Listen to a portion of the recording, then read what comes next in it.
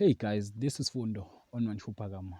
Coming up next on IMBEWU this week, Monday, Zenzele prepared to kill Buhle, and Phakade isn't forthcoming to his family about the ultimatum he been given by church border.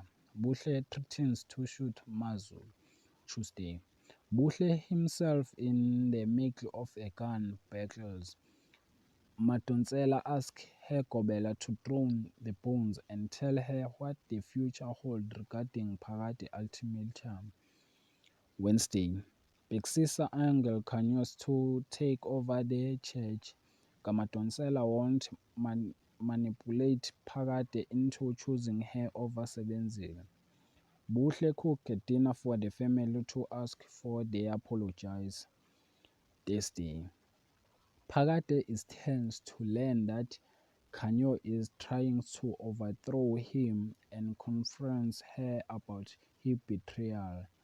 Buhle cook a dinner for her family and make amends with some members. Friday, Thokozile seduces Bheki and then renders him unconscious with Umut.